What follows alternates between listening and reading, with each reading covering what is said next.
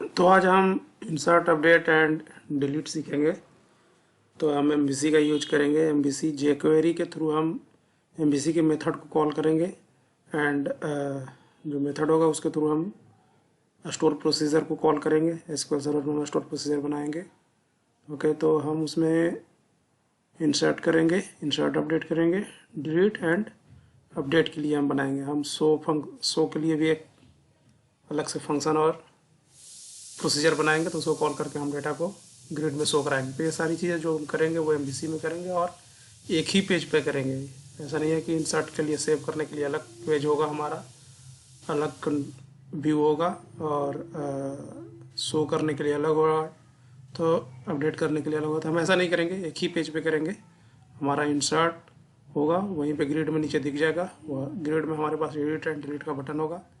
जब हम एडिट पे क्लिक करेंगे तो डेटा अपडेट मोड में ओपन हो जाएगा। उसके बाद हम उसे अपडेट करेंगे। डिलीट के लिए बटन होगा, डिलीट पे हम क्लिक करेंगे तो रिकॉर्ड डेटाबेस से डिलीट हो जाएगा। ओके, तो चलिए, ओवरव्यू तो मैंने बता दिया कि मैं क्या करने वाला हूँ। तो बेसिकली मैं CRUD ऑपरेशन करने वाला हूँ through MVC with jQuery and SQL store procedure. हम ADO.NET का यूज करेंगे, एंटिटी फ्रेमवर्क नहीं करेंगे। ओके, तो सबसे पहले मैं एक ब्लैंक MVC का एप्लीकेशन ले लेता हूँ और मैं इसका नाम दे देता हूँ सपोज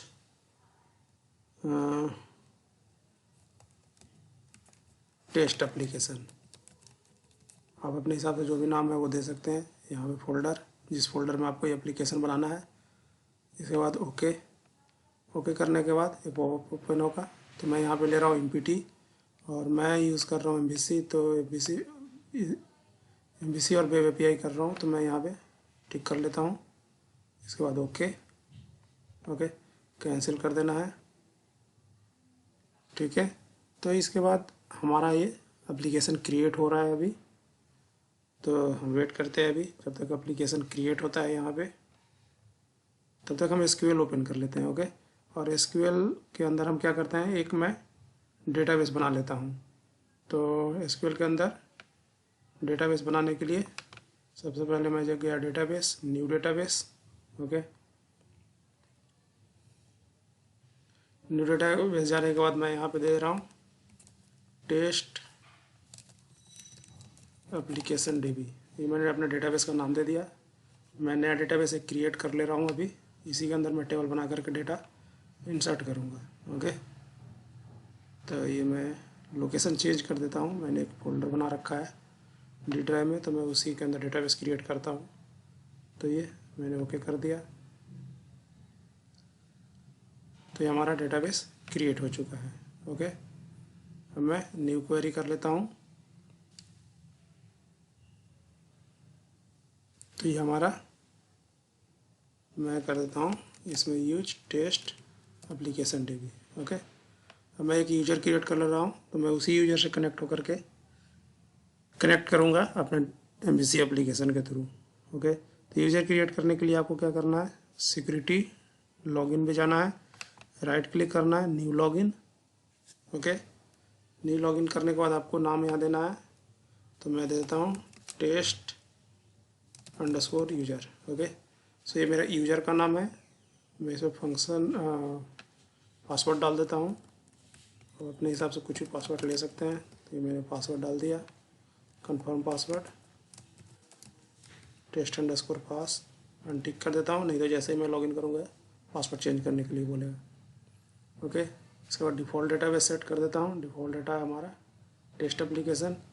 इसके बाद आपको जाना है यूज़र मैपिंग में। यूज़र मैपिंग में जाने के बाद आपको जिस डेटाबेस के लिए आप यूज़र बना रहे हैं उस पर क्लिक करना है और उसको DB ओनर का परमिशन देना है। ओके, तो ये हमारा यूज़र क्रिएट हो चुका है, टेस्ट यूज़र। ओके, अब मैं एक टेबल क्रिएट कर लेता हूँ इसके अंदर, जिसके अंदर मैं अभी इंसर्ट अपडेट करूँगा।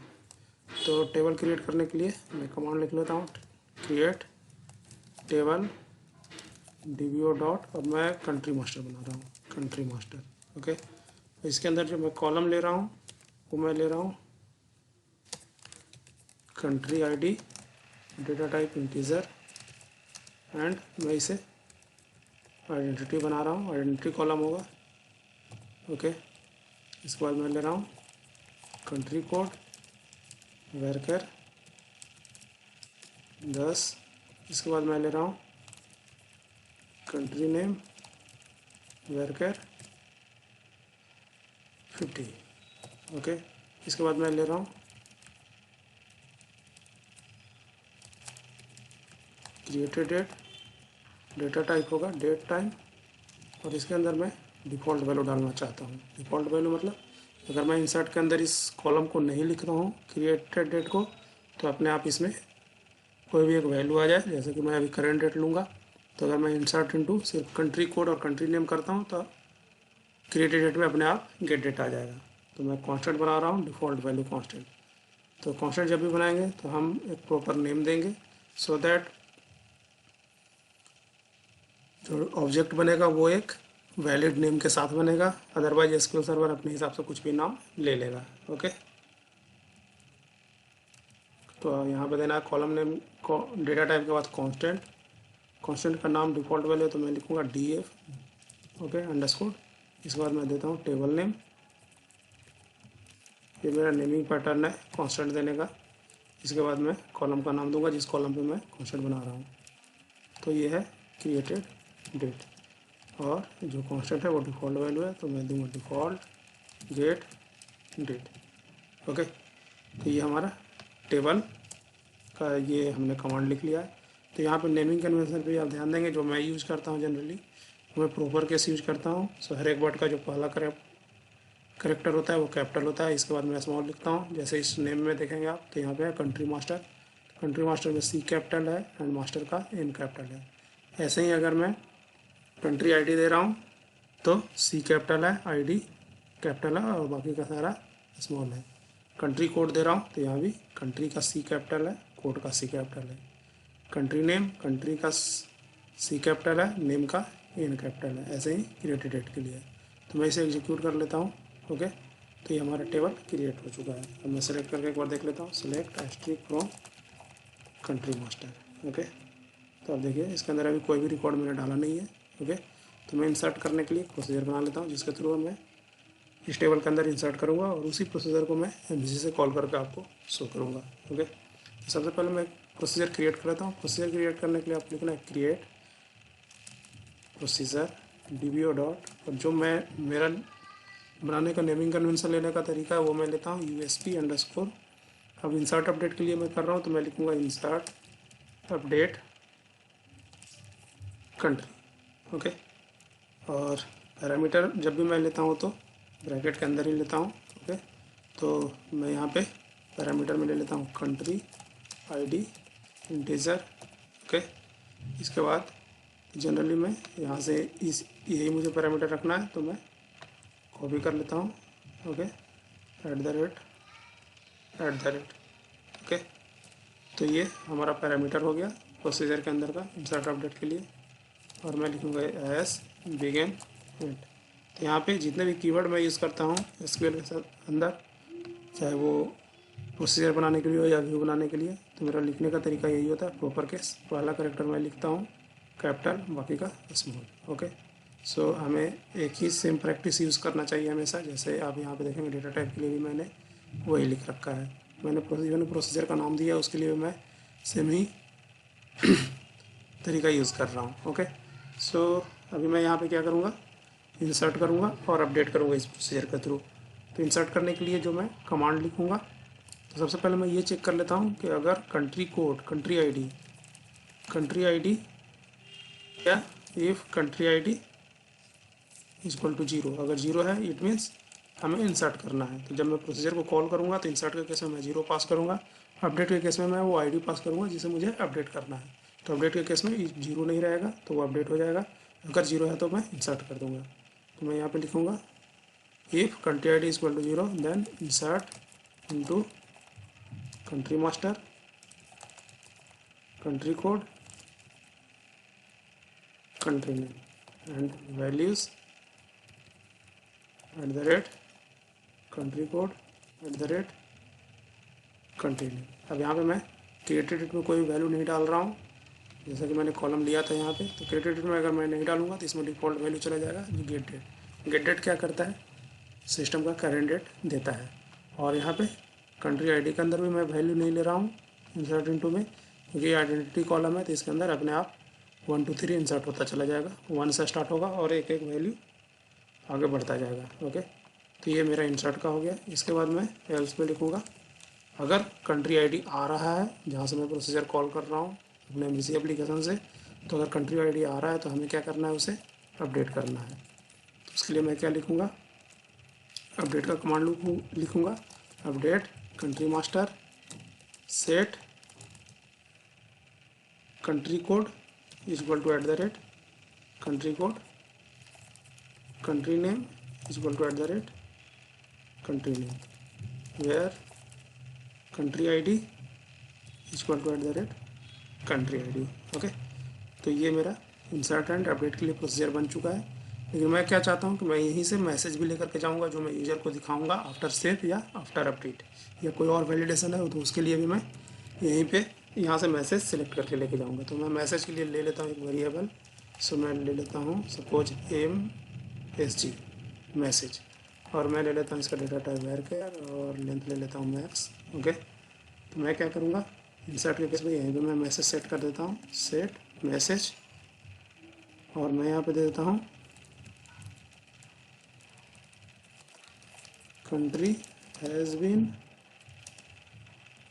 Saved successfully. ओके, तो ये हमारा सेव का मैसेज हो जाएगा। जैसे ही रिकॉर्ड सेव होता है तो अलर्ट में मैं इसी मैसेज को दिखाऊंगा। ओके, अपडेट के केस में country has been updated successfully, और इस मैसेज को मैं लास्ट में सेलेक्ट कर लेता हूँ, select this as message. Okay, तो ये मेरा प्रोसीजर क्रिएट हो गया। तो अगर कंट्री आईडी 0 आ रहा है तो इंसर्ट हो रहा है, नहीं तो अपडेट हो रहा है। इंसर्ट हो रहा है तो हम मैसेज ये सेट कर रहे हैं, अपडेट हो रहा है तो हम ये सेट कर रहे हैं। ओके, तो अब मैं एग्जीक्यूट कर लेता हूँ इस प्रोसीजर को। तो ये हमारा प्रोसीजर इंसर्ट का सक्सेसफुली क्रिएट हो चुका है। ओके, अब मैं चलता हूँ अपने एप्लीकेशन में MVC में, और यहाँ पे मैं क्या करता हूँ, अभी ब्लैंक एप्लीकेशन है, इसके अंदर कुछ है नहीं। तो सबसे पहले मैं कनेक्शन स्ट्रिंग दे देता हूँ। ओके, कनेक्शन स्ट्रिंग देने के लिए मैं ऐप सेटिंग के अंदर दूंगा, और यहाँ पे मैं लिखूँगा ऐड, और की में मैं दूंगा DB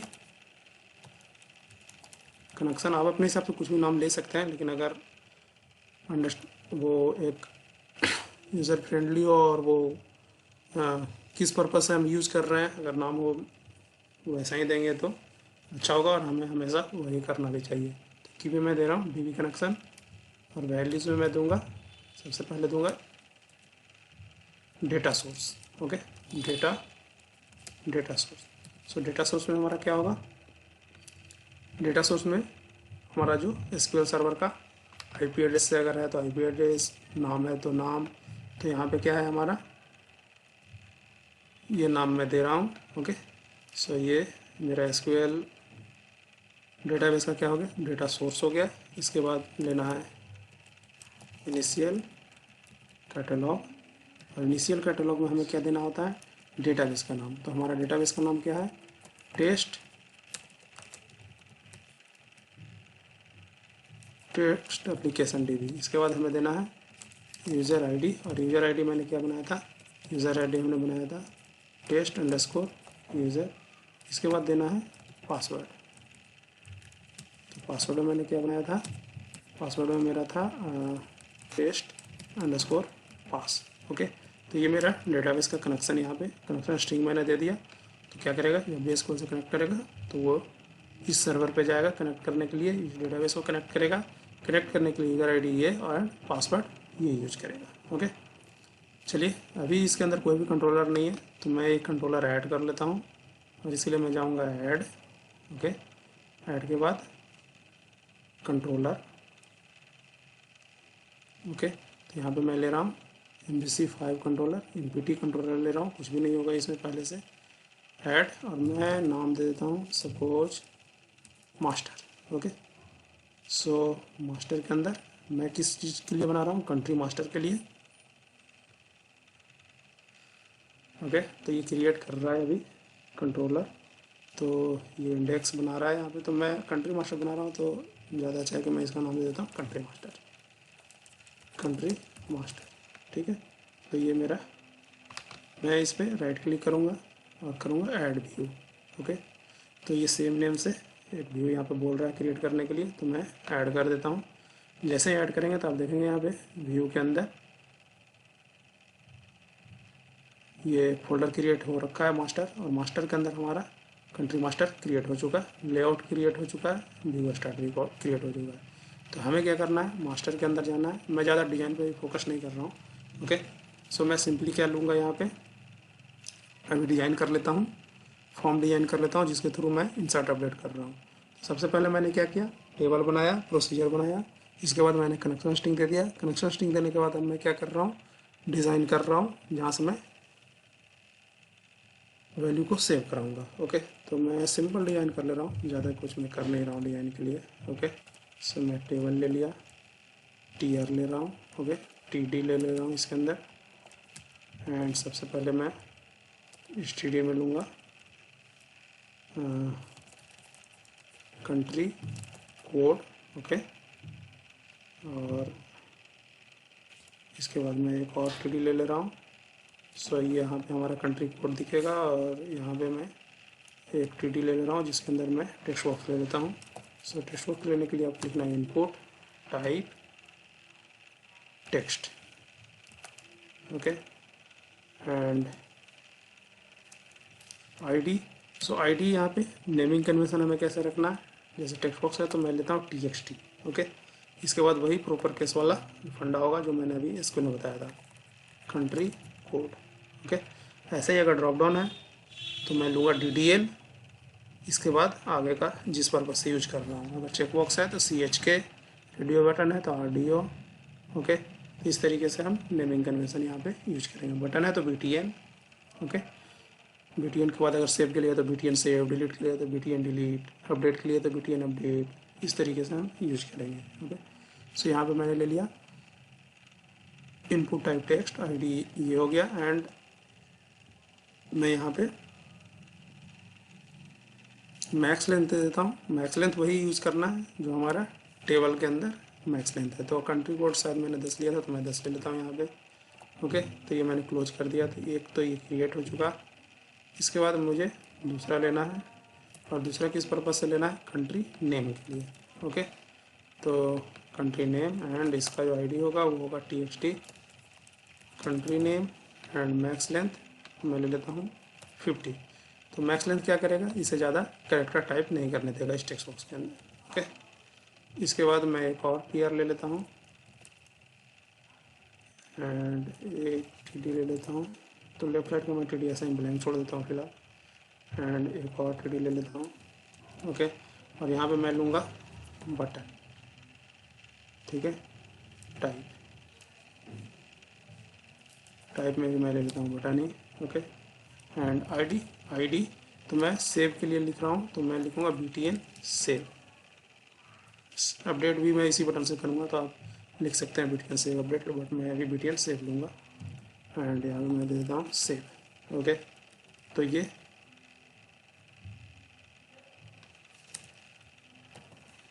इस तरीके से हमारा बटन क्रिएट हो चुका है। ओके, तो अगर मैं इस बटन पे सेव करूँगा, इस बटन पे जब क्लिक करूँगा तो ये कंट्री वाले टेक्स्ट बॉक्स से country code, and country name वाले टेक्स्ट बॉक्स से कंट्री नेम मैं लेकर के जाऊँगा अपने सर्वर साइट पे, प्रोसीजर कॉल करूँगा जो मैंने प्रोसीजर बनाया था, और उसके अंदर मैं रिकॉर्ड को इंसर्ट कर दूँगा।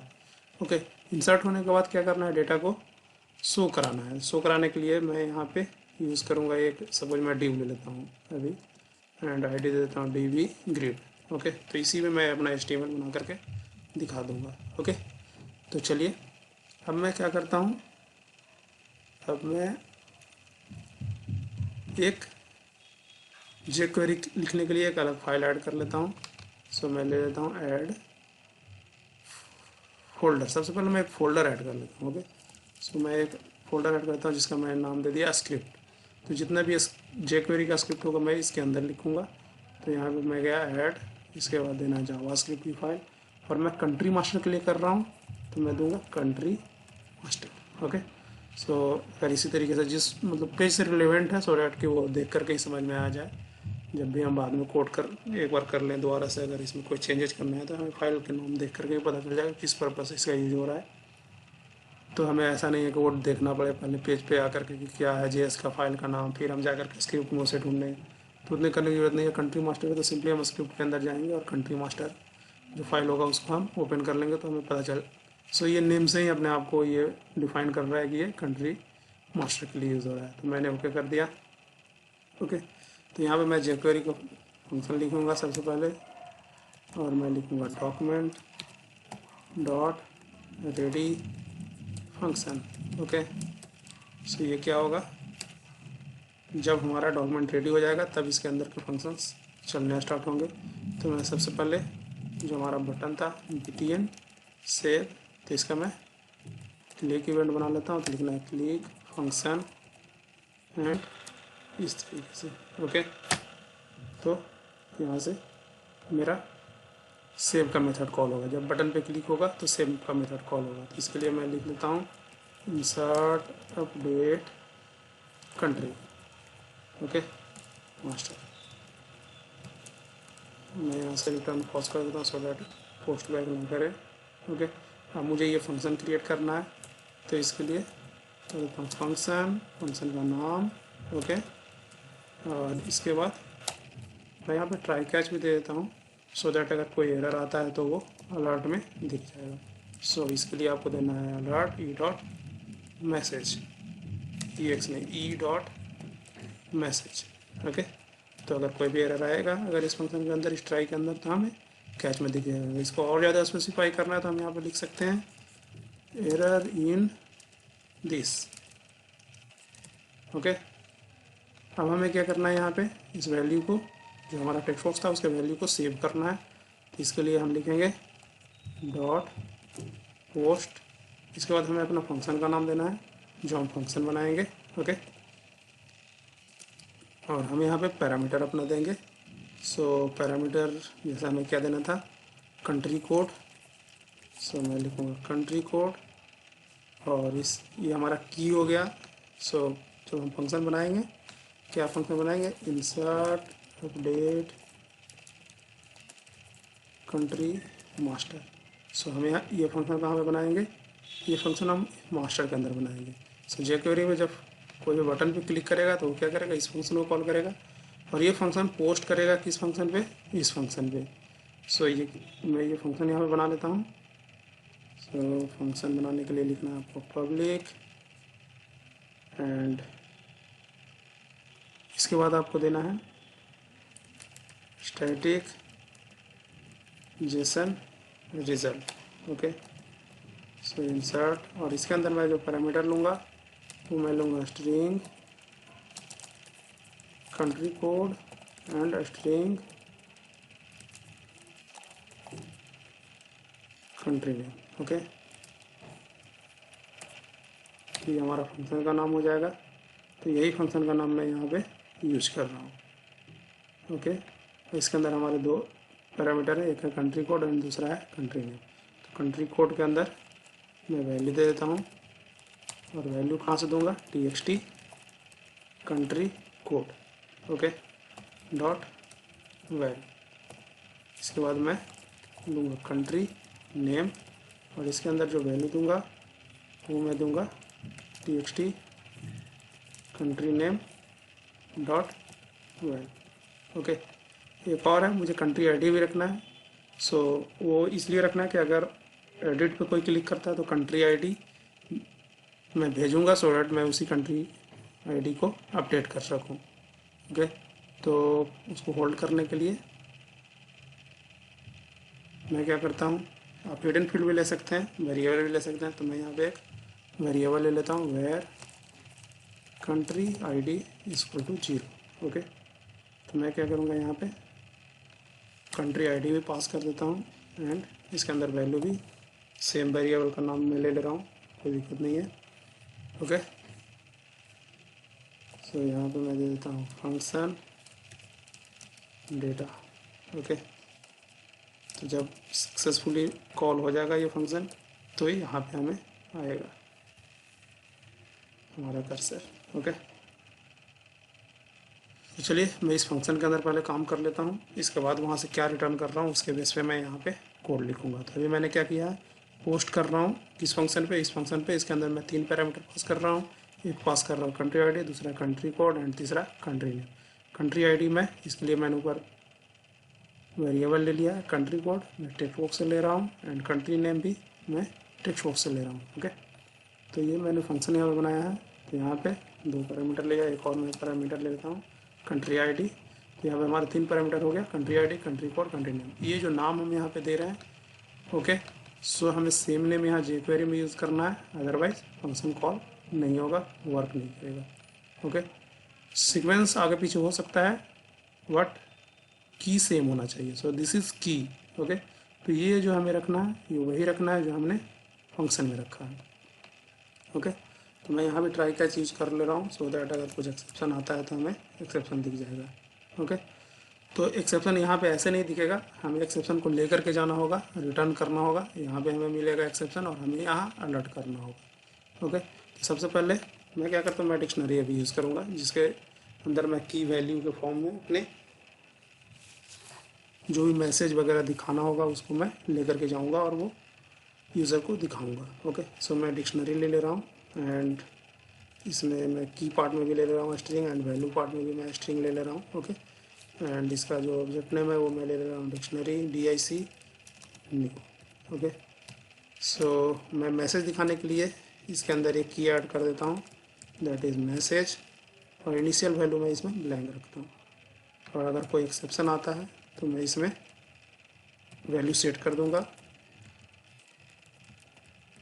Message equal to EX dot message. So अगर कोई भी एरर आएगा तो मैसेज में सेट हो जाएगा और वो मैसेज भी मैं यहाँ पे दिखा दूंगा। सो अब मैं यहाँ पे लिख सकता हूँ कि if data dot message not equal to blank, अगर कुछ आ रहा है बैकएंड से एरर या कुछ भी मैसेज आ रहा है तो हमें क्या करना है, अलर्ट कर देना है डेटा डॉट मैसेज। अगर ब्लैंक नहीं है तो उसको हमें दिखा देना है। सो मैंने पहले चेक कर लिया कि अगर ब्लैंक नहीं है तो क्या करना है, उसे अलर्ट कर देना है। ओके, अब मैं फंक्शन में आगे लिख लेता हूँ।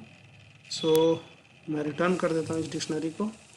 रिटर्न कैसे रिटर्न करना है, जेसन फॉर्मेट में कन्वर्ट करके।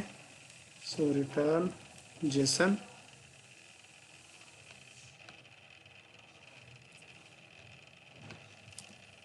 जेसन हमें स्टैटिक नहीं बनाना था, वो गलती से लिख दिया था। ओके, सो नॉर्मल फंक्शन मैंने बना लिया और ये मैंने जेसन में डिक्शनरी को कन्वर्ट करके रिटर्न कर दिया। ओके, अब यहाँ पे हमें काम करना है डेटा को सेव करने के लिए। हम अभी क्या करेंगे, प्रोसीजर को कॉल करेंगे। ओके, सो प्रोसीजर कॉल करने के लिए अब मुझे क्या करना है, यहाँ पे डेटा को इंसर्ट भी करना है, अपडेट भी करना है, शो भी करना है। शो के लिए मैं अलग फंक्शन बनाऊँगा, एडिट के लिए एक और फंक्शन बनाऊंगा, डिलीट के लिए एक और बनाऊंगा। तो बार बार मैं कनेक्शन नहीं बनाना चाहता, या बार बार मैं जो SQL edu.net का SQL प्रोसीजर कॉल करने के लिए जो edu.net का कोड लिखना है वो मैं बार बार नहीं लिखना चाहता। तो मैं ऐसा चाहता हूँ कि कोई एक कॉमन फंक्शन मैं बना लूँ और हर जगह से मैं उसी को कॉल करूँ सो दैट कि वो कोड सेम कोड रिपीट ना हो बार बार। ओके, तो चलिए इसके लिए हम क्या करते हैं, मॉडल में मैं जाता हूँ और एक मैं क्लास ऐड कर लेता हूँ। सो मैं क्लास का जो नाम दे देता हूँ वो मैं देता हूँ कॉमन। ओके, तो यहाँ पे क्लास बन गया और मैं इसको स्टैटिक बना लेता हूँ सो दैट मैं ऑब्जेक्ट नहीं बनाना चाहता, मैं सिंपल क्लास के नाम और डॉट करके फंक्शन को कॉल कर सकूँ। सो मैं इसके अंदर फंक्शन एक बना लेता हूँ पब्लिक स्टैटिक और मैं इसका रिटर्न टाइप दे देता हूँ data table. Okay, so data table के लिए हम नेम स्पेस यूज़ कर लेंगे using system dot data. Okay, and मैं फंक्शन का नाम देता हूँ एग्जीक्यूट प्रोसीजर। ओके, एंड इसमें जो पैरामीटर लूँगा वो मैं लूँगा स्ट्रिंग प्रोसीजर नेम एंड मैं एक चाहता हूँ कि पैरामीटर भी मैं पास कर दूँ वहीं से जहाँ से मैं इस फंक्शन को कॉल करूँगी, क्या क्या पैरामीटर बनना है। तो मैं सिंपली यूज़ करना चाहूँगा स्ट्रिंग अरे 2 डायमेंशनल अरे, और मैं इसका पैरामीटर का नाम देता हूँ 2 डायमेंशनल इसलिए है क्योंकि इसका एक पार्ट में मैं डालूंगा वैल की यानी कि प्रोसीजर के पैरामीटर का नाम और दूसरे पार्ट में मैं यानी कि 0 इंडेक्स पे मैं डालूंगा पैरामीटर का नाम और 1 इंडेक्स पे मैं क्या डालूंगा, वैल्यू डालूंगा। ओके, तो चलिए इतना कर लिए हैं, तो अब हम आगे बढ़ते हैं। और आगे हम क्या करेंगे, सबसे पहले मैं एसक्यूएल कनेक्शन बना लेता हूँ। ओके, सो एसक्यूएल कनेक्शन। ओके, इसका जो नेम स्पेस हमें यूज़ करना होता है वो यूज़ करना होता है using system dot data dot SQL client. Okay, so ये नेम। अब मैं इसका जो एसक्यूएल कनेक्शन उसका ऑब्जेक्ट का नाम दे देता हूँ con equal to new SQL connection. तो यहाँ पे हमें क्या देना है, कनेक्शन स्ट्रिंग, जो कि मैं कनेक्शन स्ट्रिंग ऑलरेडी web.config में लिख चुका हूँ। तो मैं क्या करूँगा, इसी को गेट करूँगा। और गेट करने के लिए आपको क्या लिखना है, system dot configuration manager dot app setting dot gate. Okay, तो ये मैंने गेट कर दिया। सो कनेक्शन बन गया। अब हमें क्या करना है, बनाना है ऑब्जेक्ट एसक्यूएल कमांड का। और एसक्यूएल कमांड में दे दूँ cmd equal to new SQL command. Okay, and यहाँ पे क्या आएगा, यहाँ पे ये ले रहा है command text and connection string. Command text में हमें क्या डालना है, प्रोसीजर नेम। प्रोसीजर नेम मैं डायनेमिक इसलिए रख रहा हूँ, तो मैं अलग अलग प्रोसीजर को एग्जीक्यूट करूँगा यहीं से। ओके, एंड कनेक्शन क्या है, कॉम। ओके, अब मैं दे रहा हूँ cmd dot command type equal to command type dot store procedure. Okay, तो ये क्या हो गया हमारा, हम क्या करेंगे, इस फंक्शन से सिर्फ स्टोर प्रोसीजर कॉल करेंगे। सो मैंने यहाँ पे command type dot store procedure दे दिया।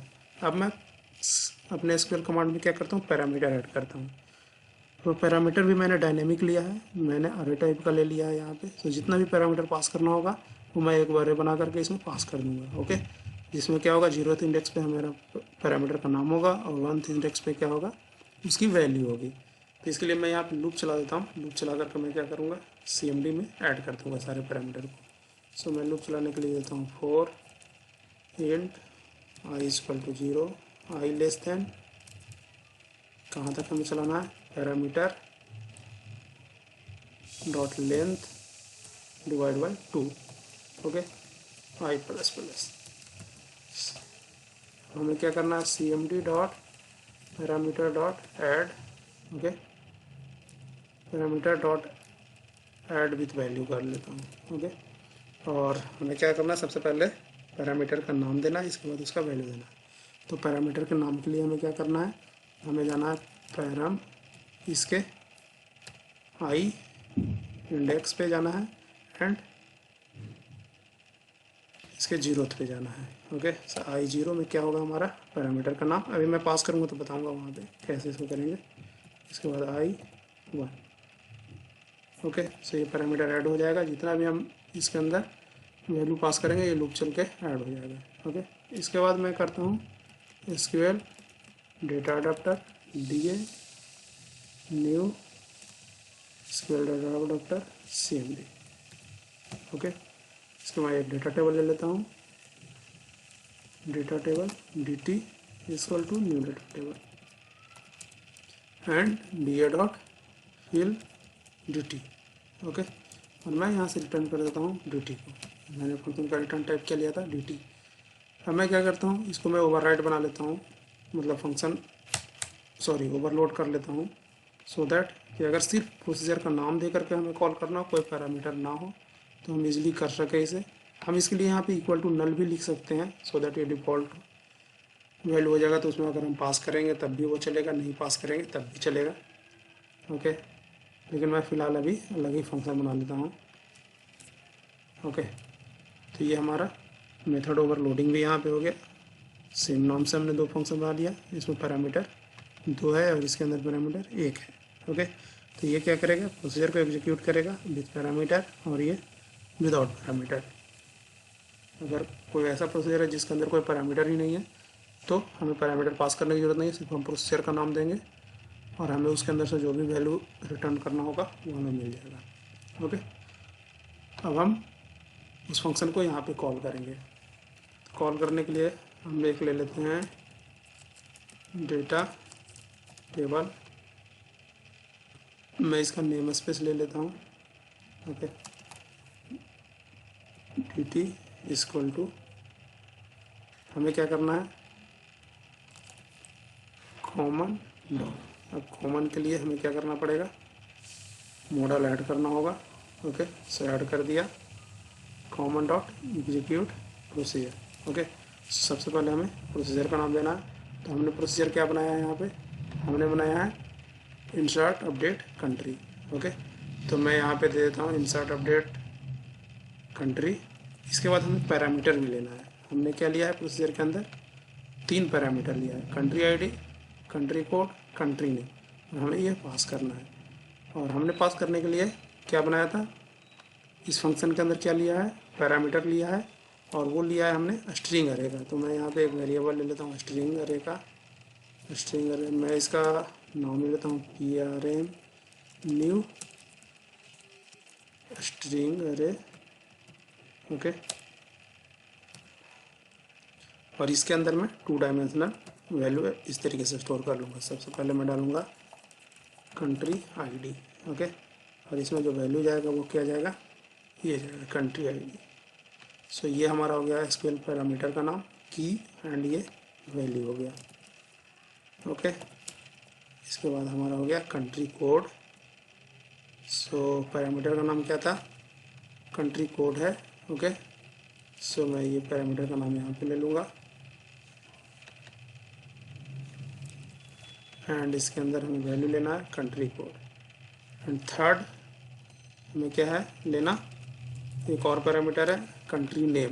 ओके, सो ये मेरा तीसरा पैरामीटर होगा जिसको मैं इस अरे में ऐड कर लेता हूँ। और इसके अंदर हमारा वैल्यू जाएगा कंट्री नेम। ओके, और इस पैरामीटर को मैं इस फंक्शन में पास कर देता हूँ। ओके, तो ये मैंने पास कर दिया। अब क्या होगा, ये प्रोसीजर एग्जीक्यूट होगा जिसके अंदर ये पैरामीटर जाएंगे। ठीक है, तो सबसे पहले ये फंक्शन कॉल होगा। ये फंक्शन जब कॉल होगा तो इसमें मैंने प्रोसीजर का नाम दे दिया है USP_insert अपडेट। सो वो प्रोसीजर कॉल होगा यहाँ पे। एंड पैरामीटर में मैंने क्या लिया है, स्ट्रिंग अरे लिया है, और उस स्ट्रिंग अरे पर लूप लगा करके मैंने पैरामीटर के अंदर वैल्यू सेट कर दिया है। ओके, तो जितना भी मैंने यहाँ से ऐड करूँगा उतनी बार वो लूप चलेगा। जैसे मैंने 3 ऐड किया है, ये एक पैरामीटर, दूसरा पैरामीटर एंड तीसरा पैरामीटर, तो ये 3 बार लूप चलेगा एंड SQL पैरामीटर के अंदर यहाँ पे ऐड हो जाएगा। इसके बाद एग्जीक्यूट करके हमें क्या करेगा, ये डेटा टेबल रिटर्न करेगा। सो अगर हमने यहाँ पे सिलेक्ट लिखा है तो वो हमें DT में मिल जाएगा। ओके, तो इसके लिए हम क्या करते हैं, DT में यहाँ पे वैल्यू होल्ड कर लेते हैं, और हम चेक करते हैं if DT dot rows dot count greater than 0। It means DT में कुछ वैल्यू आ रहा है। तो हमें क्या करना है, उस मैसेज को क्या करना है जो हमने सेलेक्ट किया था यहाँ से प्रोसीजर से, इसको हमें मैसेज के अंदर ही स्टोर कर लेना है। ये जो हमारा मैसेज का जो हमने एक डिक्शनरी के अंदर की डिक्लेयर किया था, तो हम इसी के अंदर इसको स्टोर कर लेंगे, और इस मैसेज को भी हम वहाँ पे यूजर को दिखा देंगे। तो अगर रिकॉर्ड इंसर्ट हुआ है तो वहाँ पे आएगा record has been inserted successfully, अगर अपडेट हुआ है तो अपडेटेड का मैसेज आ जाएगा। तो यहाँ पर हम लिखते हैं DT dot rows 0 and MSG, हमने लिया था मैसेज MSG, मैं यहाँ पे MSG दे रहा हूँ .toString। ओके, सो जो भी हम प्रोसीजर से रिटर्न करेंगे मैसेज, वो मैसेज हमारा इसमें स्टोर हो जाएगा, एंड वो हमें कहाँ पे दिख रहा है, अलर्ट में यहाँ पे दिख रहा है। अगर मैसेज ब्लैंक नहीं है तो वो यहाँ पे अलर्ट में दिख जाएगा। तो ये हमारा काम हो गया इंसर्ट का। ओके, इंसर्ट के साथ साथ हमारा अपडेट का भी हो गया। अब हमें क्या करना है, अपडेट करने के बाद डेटा को शो भी करना है। कहाँ शो करना है, सो नीचे ग्रिड में दिखाना है। तो इसके लिए हम एक फंक्शन बना लेते हैं। सबसे पहले यहाँ पे पब्लिक, और इसका भी मैं रिटर्न टाइप ले लेता हूँ JSON result. Okay, and function का नाम मैं ले लेता हूँ शो कंट्री मास्टर। इसके अंदर हमें कोई भी पैरामीटर नहीं लेना है फिलहाल, क्योंकि शो के अंदर मैं अभी कोई सर्च क्राइटेरिया नहीं डाल रहा हूँ। जितना भी टेबल के अंदर वैल्यू होगा वो सब मुझे दिखा देना है। ओके, सो मैं यहाँ भी ले लेता हूँ, और यहाँ भी मैं डिक्शनरी ही ले रहा हूँ, dictionary string and dictionary DIC equal to new dictionary. Okay, और मैं यहाँ पे एक मैसेज ले लेता हूँ। अगर एरर दिखाना है तो मैं इसी वेरिएबल का यूज करूँगा। सो मैं आप देखेंगे कि जनरली मैं जो ऊपर ले रहा हूँ वही चीज़ों को मैं नीचे भी यूज़ कर रहा हूँ। तो मैं एक ही तरीके से लिखने की कोशिश करता हूँ, सो दैट कोड समझने में ज़्यादा प्रॉब्लम ना हो। अब मैं ट्राई कैच यूज कर लेता हूँ। अगर कोई एक्सेप्शन आता है तो मैं उसे यहाँ पे स्टोर करूँगा किसके अंदर, जो मैंने ई ऐड किया था मैसेज, उसके अंदर ex डॉट मैसेज। एंड मैं क्या करूँगा, रिटर्न कर दूँगा किसको, जेसन में अपना डिक्शनरी को कन्वर्ट करके। ओके, अब मुझे क्या करना है, यहाँ पे मैं एक ग्रिड बनाऊँगा, लूप चला करके ग्रिड बनाऊँगा और उस ग्रिड को मैं रिटर्न करके जेएस में ले जाऊँगा। अभी जेएस से मैं इस फंक्शन को कॉल करूँगा, वहाँ पे मैं जो मैंने यहाँ पे डिव ग्रिड ऐड किया था इसके अंदर मैं ग्रिड दिखाऊँगा। ओके, तो सबसे पहले मैं एक प्रोसीजर बना लेता हूँ शो करने के लिए। ओके, तो उसके लिए मैं लिखता हूँ create procedure video dot USP underscore show country master. Okay, इसके अंदर कोई पैरामीटर है नहीं फिलहाल, तो मैं यहाँ पे लिख लेता हूँ सिलेक्ट, क्या क्या मुझे करना है, कंट्री आईडी। एस्ट्रिक मैं जनरली यूज़ नहीं करता हूँ क्योंकि वो स्पीड की इशू होती है, उसकी वजह से। अगर हमें 2 कॉलम की ज़रूरत है तो एस्ट्रिक लिख दूंगा तो टेबल के अंदर जितने भी कॉलम है सब सेलेक्ट होकर के जाएगा, तो एस्ट्रिक का यूज़ नहीं करना चाहिए। ओके, सो हमें कॉलम नाम स्पेसिफाई करना चाहिए। सो मैं को ले लिया country ID, country code, country name from country master. Okay, तो मैं इसको क्रिएट कर लेता हूँ, तो हमारा ये प्रोसीजर क्रिएट हो गया। अब मुझे क्या करना है, यहाँ पे इस प्रोसीजर को कॉल करना है, तो मैं डेटा टेबल ले लेता हूँ, डेटा टेबल dt। फिर से मैं उसी फंक्शन का यूज़ करूँगा जो मैंने अभी कॉमन में बनाया था, कॉमन डॉट एग्जीक्यूट प्रोसीजर। लेकिन इस पर पैरामीटर नहीं है, तो जो मैंने सेकंड मेथड जो यहाँ पे बनाया था वो कॉल होगा। ओके, क्योंकि बिना पैरामीटर का मुझे इसे कॉल करना है। ओके, तो अब हमारा क्या होगा, ये प्रोसीजर एग्जीक्यूट होगा और हमें dt रिटर्न होगा। और dt में हमें क्या मिलेगा, तो जो इस सिलेक्ट से हमें वैल्यू यहाँ से रिटर्न होगा वो हमें मिलेगा।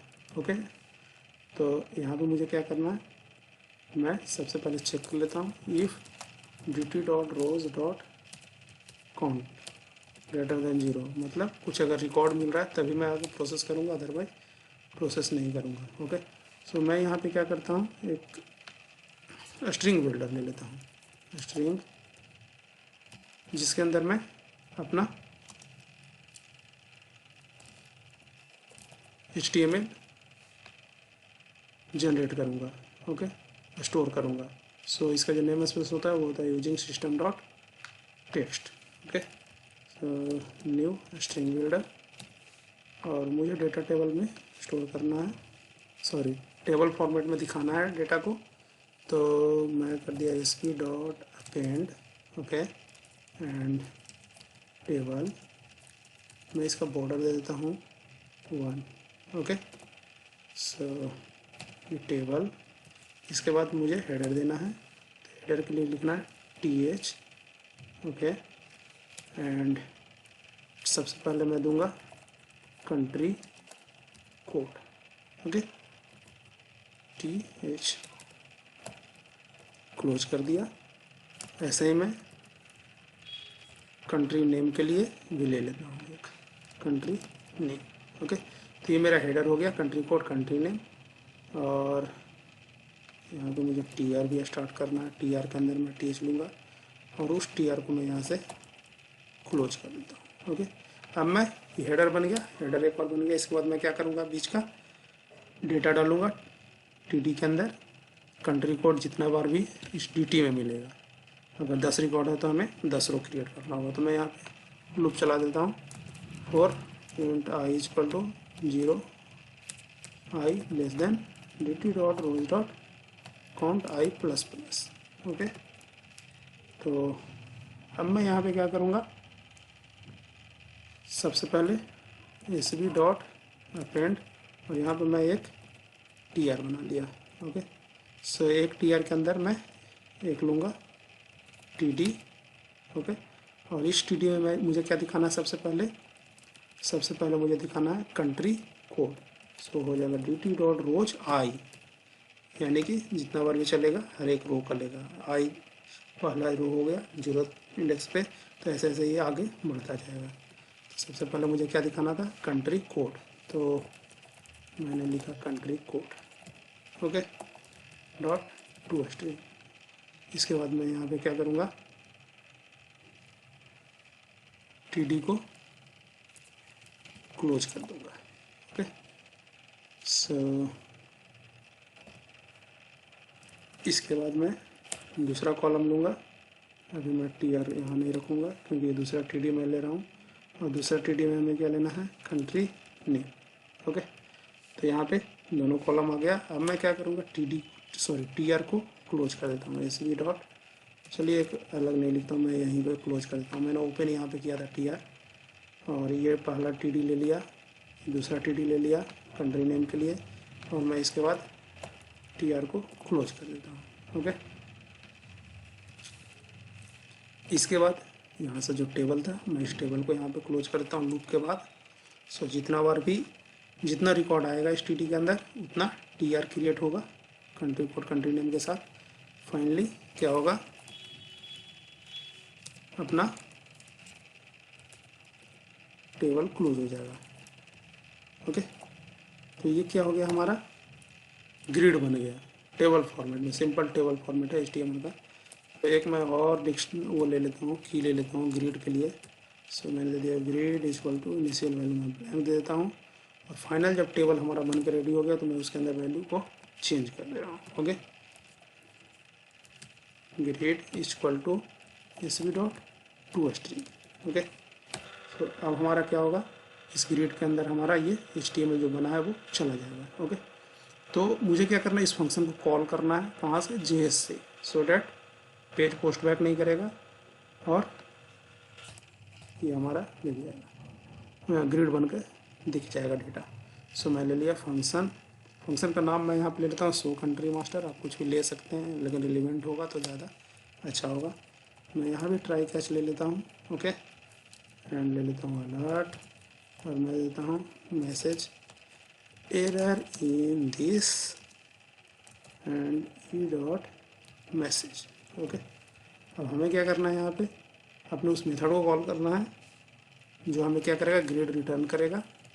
सो मैं दूंगा पोस्ट कर देता हूँ अगेन, एंड मेथड का नाम जो मैंने बनाया वो ये बनाया शो कंट्री मास्टर, ओके, यही नाम है। तो मैंने ये नाम दे दिया यहाँ पे शो कंट्री मास्टर, एंड इसके अंदर जो पैरामीटर है वो कुछ भी नहीं है, पैरामीटर मैंने लिया ही नहीं है, ओके। तो इसके बाद पैरामीटर को मैं ब्लैंक ही छोड़ देता हूँ, ओके। तो इसके बाद हमारा हो जाएगा फंक्शन, यस, इस तरीके से लिखना है हमें, सॉरी, यहाँ पे मुझे लेना है डेटा, ओके। अगेन मैं यहाँ पे चेक करूँगा कि अगर कोई एरर नहीं आया है तो अगर कोई एरर आया है इस मैसेज में यहाँ से एक्सेप्शन से, तो हम उस एरर को दिखा देंगे। तो मैं यहाँ पे लिखता हूँ कि if data dot message not equal to blank, it means उस मैसेज में वैल्यू पड़ा हुआ है, देन हमें क्या करना है, इसको अलर्ट कर देना, सो दैट यूजर को दिख जाएगा क्या मैसेज है इसमें, डेटा डॉट मैसेज, ओके। तो ये हमारा मैसेज दिख जाएगा। और मैं यहाँ पे क्या करूँगा, चेक करूँगा कि इफ़ डेटा डॉट ग्रीड, जो मैंने सेकेंड की लिया था यहाँ पे, जिसके अंदर मैंने HTML बना करके स्टोर किया है, तो मैं ये चेक कर रहा हूँ कि data dot grid not equal to blank, अगर ब्लैंक नहीं है यानी कि कुछ HTML बन करके अगर आया है तो हमें इस HTML को दिखाना है कहाँ पे, इस डिव में, ओके, जो मैं डिव डिजाइन करते समय लिया था, ठीक है जी। तो इसके लिए लिखना है आपको दिस कॉल ID देनी है dot HTML, okay, data dot grid. So ये क्या होगा, डिव ही ग्रिड में क्या होगा, ये HTML दिख जाएगा, ओके। तो अब मैं क्या करूँगा, इस मेथड को हमें कहाँ कॉल करना है, एक तो डॉक्यूमेंट डॉट रेडी के अंदर जस्ट नीचे में कॉल कर लेता हूँ। सो जैसे ही पेज लोड होगा, अगर कोई रिकॉर्ड है डेटाबेस के अंदर कंट्री मास्टर में, तो वो उस ग्रिड पे दिख जाएगा। और दूसरा मुझे कहाँ पे दिखाना है इसे, सो जैसे ही सेव होगा या अपडेट होगा तब भी ग्रिड रिफ्रेश होना चाहिए। तो मैं सेव के जस्ट बाद अलर्ट दिखा रहा हूँ, जो मैसेज आ रहा है वो, उसके बाद मैं ग्रिड को रिफ्रेश कर रहा हूँ। ग्रिड रिफ्रेश करने के लिए क्या करना है, ये फंक्शन कॉल करना है। ये फंक्शन क्या करेगा, जाएगा बैकएंड में, ओके, इस मेथड को कॉल करेगा और ये प्रोसीजर को कॉल करेगा, जो करेंट डेटा पड़ा हुआ टेबल के अंदर उसको लाएगा, उसका ग्रिड बनाएगा और ग्रिड बना करके हमें ग्रिड की के थ्रू यहाँ पे दे देगा और हम उसे डीवी ग्रिड में रख दे रहे हैं। ओके, तो ये हमारा दो मेथड क्रिएट हो चुका है, एक हो चुका है इंसर्ट का एंड दूसरा हो चुका है शो का। ओके, चलिए मैं इतना पहले एग्जीक्यूट करके देख लेता हूँ कि ये वर्क कर रहा है या नहीं कर रहा है। तो इसके लिए सबसे पहले मैं यहाँ पे आ जाता हूँ और मैं लिंक कर देता हूँ जो मैंने जावास्क्रिप्ट का जो फाइल बनाया है, इसे मैं लिंक कर देता हूँ अपने पेज पे। ओके, सो लिंक करने के लिए आपको यहाँ से ड्रैग करना है एंड सिंपली ड्रॉप कर देना है। ओके, लेकिन इससे पहले मुझे यहाँ पे jQuery की फ़ाइल ऐड करनी पड़ेगी, jQuery लाइब्रेरी की फ़ाइल ऐड करनी पड़ेगी। तो यहाँ पे अगर कोई फाइल पड़ा हुआ होगा तो सपोज चलिए मैं इसको ऐड करके देख लेता हूँ, मेरे ख्याल से हो जाना चाहिए, ये लाइब्रेरी फाइल ही है।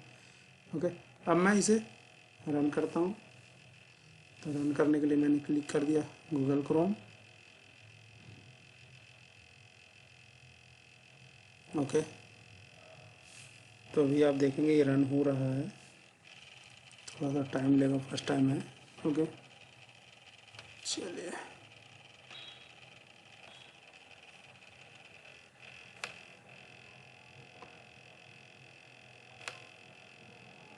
सो URL में देखिए क्या आ रहा है, कंट्री के अंदर जो हमारा व्यू है वो कौन सा है, कंट्री मास्टर। ओके, तो अभी ये रन कर रहा है और ये देखिए दो कंट्रोल यहाँ बन चुका, कंट्री कोड, कंट्री नेम और ये मेरा सेव का बटन है। तो मैं यहाँ पे कंट्री कोड में डाल देता हूँ IN एंड कंट्री नेम मैं डाल रहा हूँ INDIA इंडिया। ओके, अब मैं सेव पे क्लिक करता हूँ। ओके, तो देखिए क्या हुआ, प्रोसीजर एग्जीक्यूट हुआ, ये प्रोसीजर एग्जीक्यूट हुआ। ओके, एंड इसके बाद ID में 0 था, इसलिए क्या हुआ, डेटा इंसर्ट हो गया किसके अंदर, कंट्री मास्टर, और यही मैसेज आ रहा है, country has been saved successfully. आप देखेंगे यही मैसेज यहाँ पे है, country has been saved successfully. अब मैं ओके करता हूँ तो ये देखिए नीचे ग्रिड बन गया। ओके, चलिए मैं एक और ब्रेक पॉइंट लगा करके आप लोगों को दिखा देता हूँ। सो सबसे पहले मैं बटन पे सेव करूँगा तो कौन सा मेथड कॉल होगा, ये मेथड कॉल होगा, insert update country master. Okay, और मैं यहाँ पे चेंज करता हूँ एक बार, कंट्री कोड मैं डाल देता हूँ CN and country name China. Okay, so मैंने सेव पे क्लिक किया तो देखिए ये मेथड कॉल हुआ है यहाँ पे, एंड कंट्री ID में 0 आ रहा है, कंट्री कोड में CN एंड कंट्री नेम में चाइना। ओके, तो ये क्या करेगा, जैसे जैसे आगे जाएगा सबसे पहले यहाँ पैरामीटर बनाएगा, पैरामीटर बनाने के बाद वो इस प्रोसीजर को कॉल करेगा। ओके, तो यहाँ पे आएगा। ओके, तो हम इस प्रोसीजर के अंदर चला जाएगा और प्रोसीजर के अंदर जाने के बाद वो क्या करेगा, पैरामीटर क्रिएट करेगा। देखिए इस प्रोसीजर में आ गया और ये पैरामीटर यहाँ पे लूप चला। ओके, लूप चलने के बाद ये पैरामीटर क्रिएट हो चुका है। ओके, सो इसके अंदर टोटल 3 पैरामीटर ऐड हुए हैं, वही 3 पैरामीटर मैंने यहाँ पे पास किया था, country ID, country code and country name. इसके बाद ये इस प्रोसीजर को एग्जीक्यूट करेगा अभी और डेटा टेबल में वैल्यू को रिटर्न कर देगा। ओके, सो अगर मैं यहाँ पे आगे ब्रेक पॉइंट में हटा देता हूँ ब्रेक पॉइंट को, और मैं देखते हैं कि यहाँ पे ड्यूटी में क्या आता है एग्जीक्यूट होने के बाद। तो ड्यूटी में देखिए हम एक बार इसको ब्राउज कर लेते हैं तो देखेंगे यहाँ पे मैसेज आ गया, country has been saved successfully. So ये हमारा, अगर मैं कंटिन्यू कर दूंगा तो ये मैसेज आ गया। मैसेज आने के बाद क्या होगा, जैसे मैं ओके करूँगा तो हमारा इस शो का मेथड कॉल हो जाएगा। क्यों, क्योंकि मैंने जेएस में क्या किया था, सेव के जस्ट बाद जो मैसेज दिख रहा है उसके नीचे शो का कॉल कर दिया था। तो अभी मैं शो पे ब्रेक पॉइंट लगा दिया हूँ। देखिए अभी इसके बाद मैं क्या करता हूँ, ओके करता हूँ तो अब ये शो का मेथड कॉल हो गया। और शो के मेथड में क्या होगा, सबसे पहले ये डेटा टेबल में आएगा वैल्यू, वैसे ही हमने प्रोसीजर यहाँ पे बनाया था। तो ये प्रोसीजर से हमें वैल्यू मिल जाएगा, टेबल मिल जाएगा। ओके, और वो कहाँ स्टोर होगा, DT में। तो मैं एक बार कंटिन्यू कर लेता हूँ और मैं देखता हूँ कि DT में हमें क्या मिला है। सो DT में अब 2 रो मिल रहा होगा, पहला इंडिया और दूसरा चाइना। ओके, अभी क्या 2 मिल रहा है तो ये 2 बार लूप चलेगा और उसी के हिसाब से ये टेबल के अंदर दो टी आर ऐड हो जाएंगे और वो हमें ग्रिड में मिल जाएगा। और इस ग्रिड को हमने क्या किया है, यहाँ पे डिव में दिखा दिया है।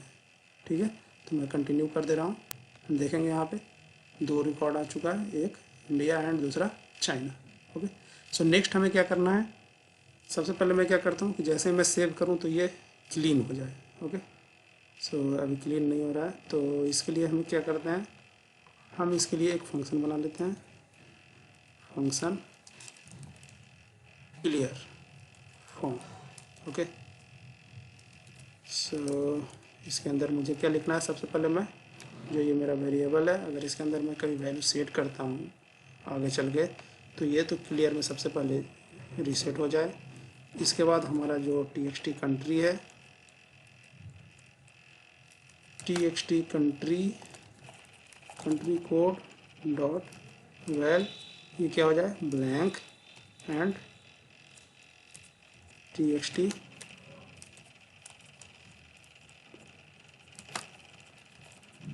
कंट्री नेम डॉट वेल, हाँ ये ब्लैंक हो जाएगा। मैं इसे फोकस देता हूँ सो डैट कि जैसे ही रीसेट हो फॉर्म तो वो पहले कंट्रोल पे फोकस चला जाए, सो डैट माउस का कम यूज करना पड़े। फोकस। ओके, और इस क्लियर फॉर्म को मैं कहाँ पे कॉल करूँगा, सो जैसे ही डेटा सेव हुआ, मैसेज दिखा, इसके बाद जैसे मैं ओके करूँगा सबसे पहले फॉर्म क्लियर हो जाएगा, इसके बाद हमारा शो का मेथड कॉल हो जाएगा। ओके,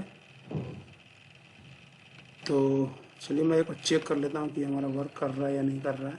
ओके, तो मैं एक कंट्री ऐड कर ले रहा हूँ, USA, country code country name USA, save किया, मैं हटा देता हूँ इसको। ओके ओके,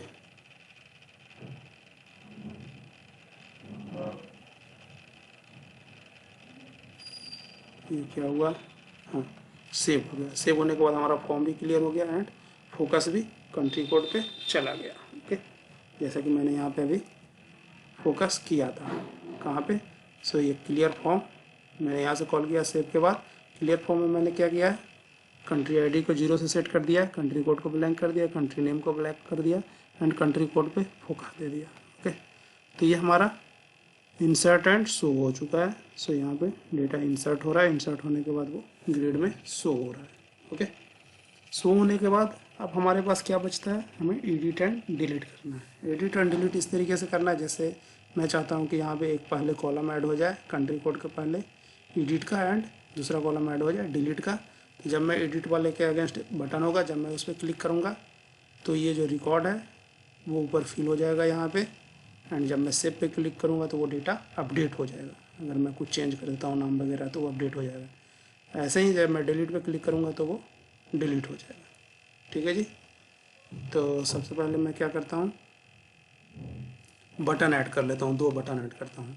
सो 2 बटन ऐड हम कहाँ पे करेंगे, तो हम जहाँ पे ग्रिड बना रहे हैं हम वहीं पे ऐड करेंगे। ओके, तो इसके लिए सबसे पहले जैसे मैं यहाँ पे कर लेता हूँ, तो हमें यहाँ पे कंट्री कोड के पहले ऐड करना है। तो मैं यहाँ दे देता हूँ sp.append, एंड यहाँ पे मैं देता हूँ th, एंड सबसे पहले क्या आएगा एडिट, सबसे पहले मैं एडिट ले रहा हूँ। ओके, तो मैं यहाँ पे ले लिया th एडिट, इसके बाद मैं दूसरा th लूँगा एंड उसका मैं नाम दूँगा डिलीट। तो ये हमारे पास 2 हेड ऐड हो चुका। ओके, कहाँ पे, कंट्री कोड के पहले। तो यहाँ भी कंट्री कोड के पहले मुझे जितने रो होंगे सभी रो में हमें क्या करना है, बटन ऐड करना है। तो लूप के अंदर ही मैं ले लेता हूँ sp.append। ओके, और हमें क्या करना है, ओके, सो मैं यहाँ से tr हटा करके इसमें दे देता हूँ ऊपर वाले फर्स्ट वाले जो td होगा उसमें ऐड कर देता हूँ, या मैं सिंपल इसको बाहर ही कर देता हूँ। ओके, इसके बाद मैं अपेंड करता हूँ sp.append और td के अंदर मैं क्या लूँगा, बटन लूँगा, बटन टाइप में दूंगा बटन। ओके, एंड मैं यहाँ पे ऑन क्लिक में मुझे क्या करना है, एक मेथड कॉल करना है, और वो क्या होगा, edit country master. Okay, and simply यहाँ पे क्लोज हो जाएगा और इसका क्लोजिंग आ जाएगा और ये बटन का क्लोजिंग हो जाएगा। ओके, और यहाँ पे हमें देना है, मैं एक टेक्स्ट दे देता हूँ एडिट। ओके, और यहाँ पे जो मैं इसमें पैरामीटर में वैल्यू पास कर देता हूँ, तो ये मैं क्या करूँगा, एडिट कंट्री मास्टर में क्या कर रहा हूँ, ऑन क्लिक पे कॉल कर रहा हूँ। तो ऑन क्लिक पे मैं अभी क्या करूँगा, एक jQuery में एक फंक्शन बनाऊँगा इस नाम से, एडिट कंट्री मास्टर के नाम से। तो जैसे इस बटन पे क्लिक होगा तो वो कौन सा फंक्शन को कॉल करेगा, इस फंक्शन को। तो मैं एडिट के लिए अभी कर रहा हूँ, तो मैं यहाँ पे आईडी ले लेता हूँ, और ये आईडी मैं कहाँ लेकर के जाऊँगा, अपडेट के केस में, सो डैट कि जब किसी ने इस बटन पे क्लिक किया है तो जो आईडी इसमें मिल रहा है वही आईडी अपडेट होगा। ओके, सो आईडी हमें कहाँ मिलेगा, dt.rows 0। ओके, और आप देखेंगे मैंने यहाँ पे जब सिलेक्ट का क्वेरी लिखा था तो यहाँ पे मैंने कंट्री आईडी भी ले लिया था। ओके, तो मैं यहाँ पे कंट्री आईडी पास कर देता हूँ। ओके, ऐसे ही मैं डिलीट के लिए भी मैं सेम कॉपी पेस्ट कर लेता हूँ, एंड यहाँ पे मैं दे देता हूँ एडिट के जगह पे डिलीट, और मेथड का नाम भी मैं चेंज कर देता हूँ डिलीट। ओके, अब एक बार मैं इसे एग्जीक्यूट करके दिखाता हूँ। सो मैंने अभी दो मेथड यहाँ पे दे तो दिया है, लेकिन मैंने अभी मेथड बनाया नहीं है, लेकिन अभी हम चेक कर रहे हैं कि वो बटन क्रिएट हो रहा है या नहीं। ओके, तो मैं रिफ्रेश कर लेता हूँ।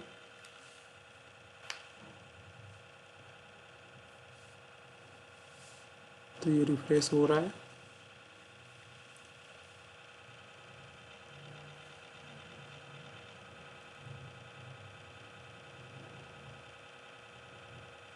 ओके, तो यहाँ पे देखिए दो हेडर ऐड हो चुका है, एडिट एंड डिलीट।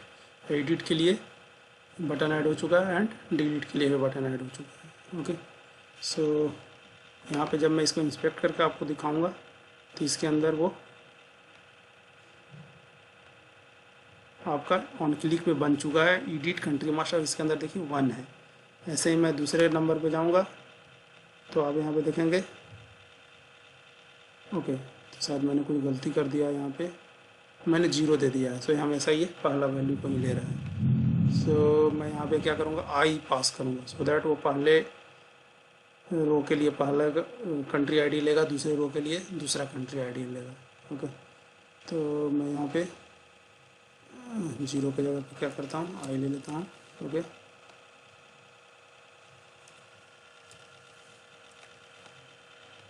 कंटिन्यू कर देता हूँ।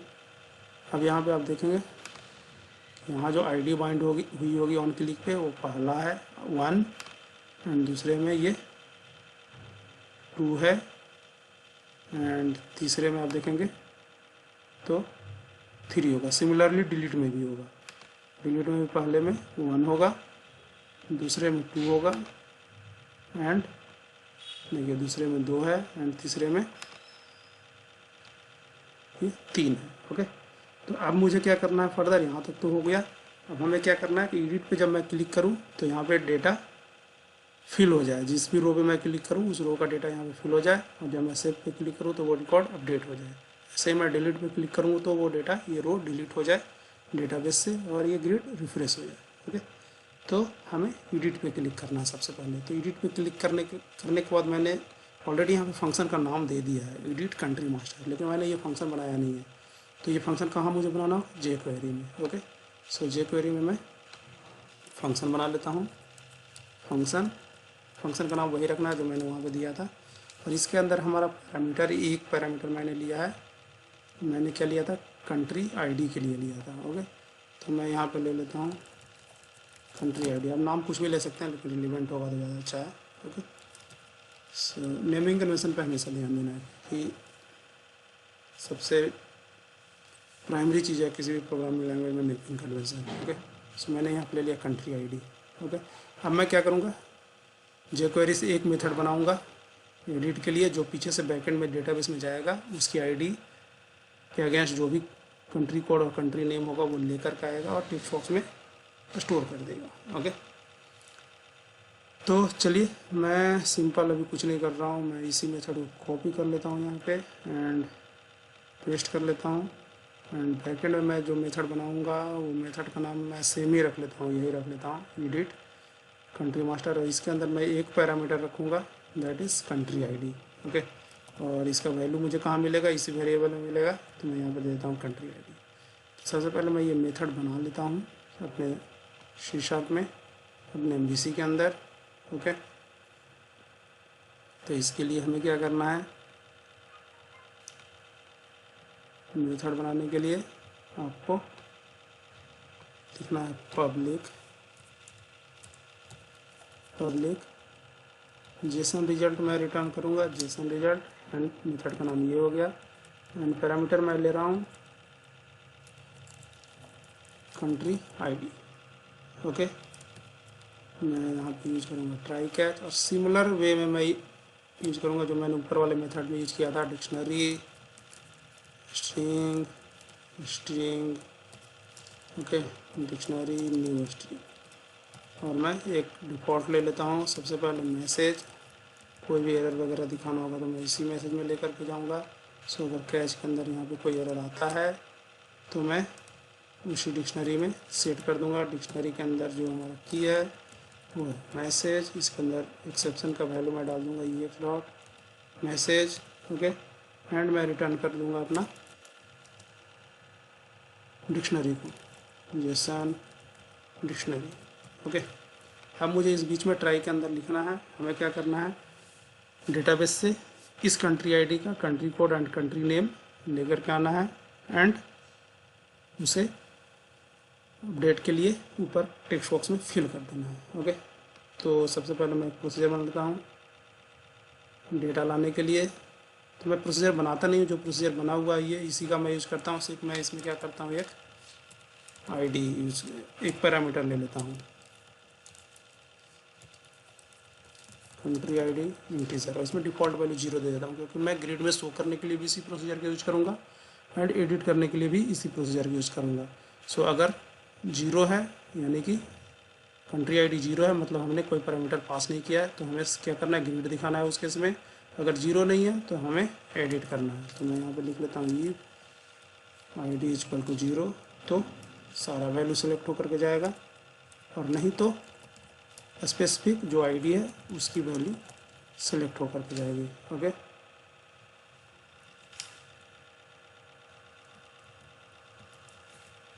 Where country ID is equal to country ID. तो यहाँ पे क्या होगा, जैसे मैं फर्स्ट टाइम प्रोसीजर जो कॉल किया था ग्रिड शो करने के लिए, ओके, शो करने के लिए जब मैं यहाँ पे कॉल करती हूँ, यहाँ पे मैं कोई पैरामीटर नहीं ले रहा हूँ, इट मीन्स क्या होगा, इसके अंदर डिफ़ॉल्ट वैल्यू जो मैंने दिया है 0, तो 0 जाएगा। तो 0 जाएगा, उस केस में क्या करना है, सभी कंट्री को लेकर के जाना है, कोई वेयर कंडीशन नहीं है। लेकिन अगर कंट्री आईडी है, यानी कि मैं अभी जब नेक्स्ट टाइम अभी कॉल करूँगा एडिट से, तो उसमें मैं पैरामीटर का वैल्यू वहाँ से पास करूँगा। ओके, तो उस केस में क्या होगा, इफ़ में नहीं जाएगा, क्योंकि कंट्री आईडी के अंदर 0 नहीं कुछ और होगा, तो वो कहाँ जाएगा, एल्स में जाएगा, और एल्स में जाएगा तो ये क्वेरी एग्जीक्यूट होगा, इसके अंदर वेयर में कंट्री आईडी लगा हुआ है, तो हमें क्या मिलेगा, एक ही रिकॉर्ड मिलेगा। तो मैं इस प्रोसीजर को अभी अल्टर कर ले रहा हूँ, अल्टर। ओके, ठीक है जी, तो ये देखिए सक्सेसफुली हो चुका है। अब मुझे क्या करना है, इसी प्रोसीजर को कॉल करना है, इसी प्रोसीजर को मैं इसी लाइन को कॉपी कर ले रहा हूँ।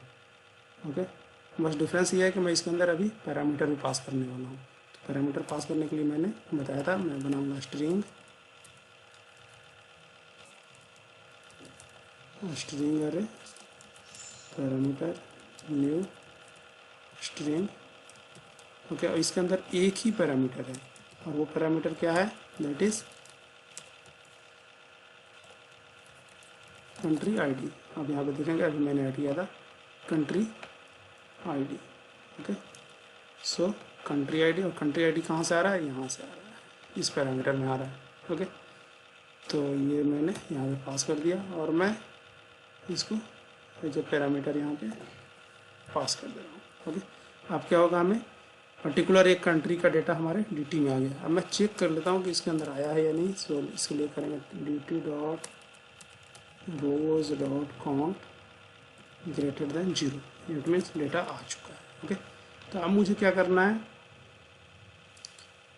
मुझे कुछ कीवर्ड कुछ और की इस डिक्शनरी के अंदर ऐड कर लेना है, जैसे country code and country name. So country code and country name, क्योंकि मैं अभी वैल्यू ले करके जाने वाला हूँ country code and country name text box में फिल करने के लिए। ओके, एडिट के क्लिक पे। तो यहाँ पे मैं वैल्यू सेट कर लेता हूँ। अभी तो डिफ़ॉल्ट वैल्यू इसमें ब्लैंक है, तो मैं यहाँ पे वैल्यू सेट कर लेता हूँ। इसके लिए आपको लिखना है dt dot rows 0 and column का नाम हमारा है country code dot to html। Okay, ऐसे ही मैं कंट्री नेम के लिए भी लिख देता हूँ डिक्शनरी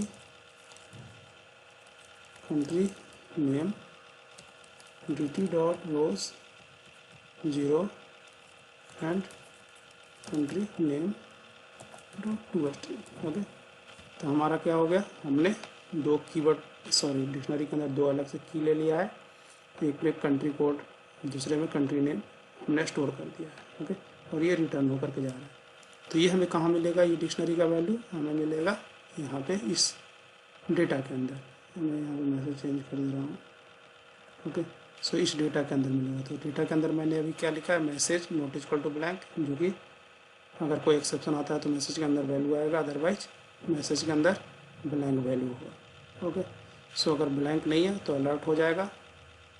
ओके, एल्स यानी कि कुछ है, मतलब एरर नहीं आया, मतलब सक्सेसफुली ऑपरेशन परफॉर्म हो चुका है। तो मुझे क्या करना है, यहाँ पे जो ऊपर का वेरिएबल मैंने लिया था टॉप पे कंट्री आईडी, तो जो कंट्री आईडी के अंदर हमें वही कंट्री आईडी दे देना है जिस पे मैंने क्लिक किया है। ओके, सो मैंने कंट्री आईडी पर स्टोर कर दिया। एंड हमें क्या करना है, जो हमारा कंट्री कोड है, तो कंट्री कोड के लिए txt कंट्री कोड, जो हमारा टेक्स्ट बॉक्स है उसके अंदर वैल्यू डाल देना है। वैल्यू कहाँ मिलेगा, वैल्यू मिलेगा डेटा डॉट कंट्री कोड, जो मैंने अभी स्टोर किया था यहाँ पे। अब देखेंगे यहाँ पे मैंने स्टोर किया था country code and country name. Country code तो मैंने यहाँ पे डाल दिया टेक्स्ट बॉक्स में, एंड कंट्री नेम भी दे देता हूँ txt country name dot val data dot country name. Okay, तो ये क्या करेगा, जैसे ही मैं एडिट बटन पे क्लिक करूँगा, ओके, तो हम जिस बटन पे हमने क्लिक किया उसके अगेंस्ट जो भी आईडी बाइंड होगा वो आईडी जाएगा, फंक्शन कॉल होगा, एंड प्रोसीजर एग्जीक्यूट होने के बाद डेटा टेबल में वैल्यू मिलेगा। और वो हमने दो अलग से की ऐड किया, एक कंट्री कोड एक कंट्री नेम, उसके अंदर वैल्यू स्टोर करेगा और वो हमें कहाँ मिल जाएगा, इस डेटा में मिल जाएगा। उस डेटा से हमने वैल्यू लिया, हमने कंट्री कोड और कंट्री नेम के अंदर डाल दिया। ओके, और हमने यहाँ पे कंट्री आईडी भी सेट कर दिया, सो डैट हम इसको इंसर्ट वाले में या अपडेट वाले जो हम बनाए हैं उसके अंदर पास कर सके और हम आइडेंटिफाई कर सकें कि किस रिकॉर्ड को हमें अपडेट करना है। ओके, तो चलिए हम एक बार इसे एग्जीक्यूट करके देख लेते हैं कि ये क्या कर रहा है।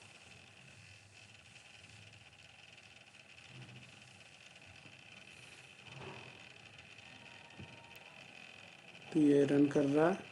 ओके, मैं रिफ्रेश कर लेता हूँ इसे। तो ये रिफ्रेश हो रहा है अभी।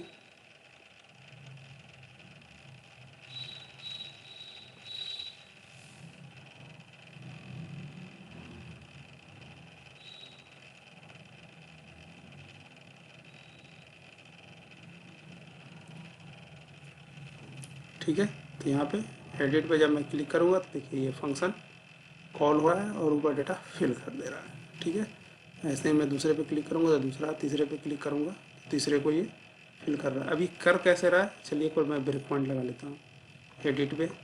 सो बेसिकली ये हो रहा है यहाँ से, सबसे पहले स्टार्ट हुआ है यहाँ से, ये बटन बन गया यहाँ पे एडिट, और इसके अंदर एडिट कंट्री मास्टर, ये मैंने JS का फंक्शन कॉल कर लिया, जावास्क्रिप्ट का। उसके अंदर मैंने आईडी पास कर दिया, पहला रो है तो पहली आईडी, दूसरे रो की आईडी, तीसरे रो की आईडी। ठीक है ना, इसके बाद ये फंक्शन मैंने कहाँ बनाया, jQuery में बनाया। जो मैंने यहाँ पे पैरामीटर पास किया था वो मैंने यहाँ पे ले लिया है, एंड इसके बाद मैंने क्या किया है, एडिट कंट्री मास्टर, जो हमारा एमबीसी के अंदर फंक्शन है उसको मैं कॉल किया हूँ। उसके अंदर एक पैरामीटर है कंट्री आईडी। ओके, तो एडिट कंट्री मास्टर कॉल किया, कंट्री आईडी, ठीक है ना। इसके बाद यहाँ पे मैंने पैरामीटर तैयार किया कंट्री आईडी, और जो हमारा प्रोसीजर है रेस्टोरेंट को शो कंट्री मास्टर, उसी को मैंने कॉल कर दिया। उसके अंदर मैंने कंट्री आईडी पास कर दिया, और उस प्रोसीजर के अंदर मैंने चेक कर लिया तो अगर कंट्री आईडी 0 है, जो कि डिफ़ॉल्ट वैल्यू है, तो हमें पूरा ग्रिड दिखाना है, नहीं तो एडिट के लिए। तो इसका मतलब अगर 0 है मतलब हम ग्रिड के लिए ये कमांड चला रहे हैं, अगर 0 नहीं है तो हम एडिट के लिए इस कमांड को चला रहे हैं। ओके, तो ये क्या किया, यहाँ पे आया, प्रोसीजर को एग्जीक्यूट किया एंड कंट्री कोड और कंट्री नाम को सेट करके ले गया। ले जाने के बाद यहाँ पे सिंपली मैंने स्टोर कर दिया, पुट कर दिया, सेट कर दिया अपने टेक्स्ट बॉक्स में, दोनों टेक्स्ट बॉक्स में, कंट्री कोड के लिए एंड कंट्री नेम के लिए। आईडी जो मैंने टॉप पे लिया था वेरिएबल, उसके अंदर जो डिफॉल्ट वैल्यू 0 था, तो जैसे ही एडिट पे क्लिक करेगा तो मैं उसके अंदर वैल्यू डाल दूंगा, जिससे कि ये पता चल जाएगा कि किस कंट्री पे क्लिक हुआ है एडिट के लिए। ओके, और तो जब ये रन कर रहा है यहाँ पे, तो एडिट पे जब हम क्लिक कर रहे हैं तो ये इसी तरीके से वर्क कर रहा है। तो मैं एक बार,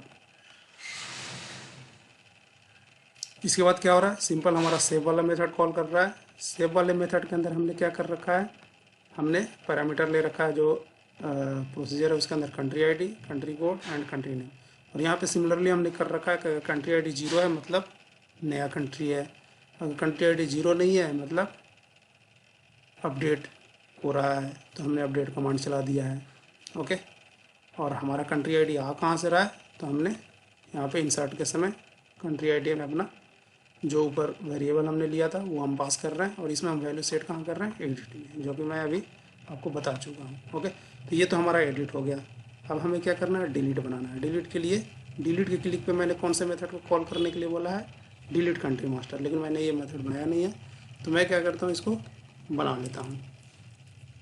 सो फंक्शन डिलीट, इसके अंदर भी मैंने पैरामीटर लिया है कंट्री आईडी, तो मैं यहाँ पे कंट्री आईडी लेगा, कुछ भी आप ले सकते हैं, वो नाम कुछ नहीं है, वो चेंज आप, मैं सी आई डी भी कर दूंगा या सिर्फ आईडी भी कर दूंगा तब भी ये चलेगा।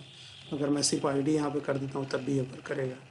जैसे एडिट में ही मैं सिर्फ आईडी कर देता हूँ, तो मुझे क्या करना होगा, कंट्री आईडी में आईडी पास करना है। ऐसे मैं यहाँ आईडी कर देता हूँ, तो जब मैं डिलीट के लिए बनाऊँगा मेथड, जैसे मैं कॉपी कर लेता हूँ इसी को, और मैं नाम चेंज करता हूँ। जो मेथड मैं बनाऊँगा बैक एंड में एमबीसी में, वो मैं बनाऊँगा डिलीट कंट्री मास्टर। उसके अंदर मैं एक पैरामीटर रखूँगा कंट्री आईडी, और उसके अंदर वही वैल्यू पास करूँगा जो मैंने यहाँ पे दे रखा था, तो वो उस वेरिएबल के अंदर आ जाएगा, और उस वैल्यू को मैं पास कर दूँगा डिलीट कंट्री मास्टर के अंदर। और यहाँ पे मैं सिंपली दिखाऊँगा कि मैसेज अगर ब्लैंक नहीं है तो मुझे क्या करना है, सिर्फ मैसेज को दिखाना है और कुछ नहीं करना है इसमें। सो डिलीट के केस में जब भी कोई यूज़र होगा डिलीट पे क्लिक करेगा तो डिलीट मेथड कॉल होगा, इसके बाद जो भी मैसेज इस फंक्शन से रिटर्न होकर के आएगा वो अलर्ट में दिख जाएगा। ओके, लेकिन इसमें मैं एक चीज़ और करूँगा डिलीट के केस में, जो हमें करना भी चाहिए, मैं यूज़र से कन्फर्मेशन भी ले लूँगा कि जैसे एक बार गलती से क्लिक कर दिया डिलीट पे, तो मैं डिलीट नहीं कर दूँगा, मैं उससे दोबारा पूछूँगा, रिकन्फर्म करूँगा कि क्या आप डिलीट करना चाहते हैं। तो उसके लिए क्या लिखना है jQuery में, इफ़ कन्फर्म। ओके, मैं दोबारा से कन्फर्मेशन ले रहा हूँ, do you want to delete. Okay, क्योंकि डिलीट एक सेंसिटिव चीज़ है, तो अगर ओके वो करेगा तभी ये मेथड कॉल होगा, अदरवाइज ये कॉल नहीं होगा। ओके, तो मैं यहाँ पे डिलीट ये बना दिया।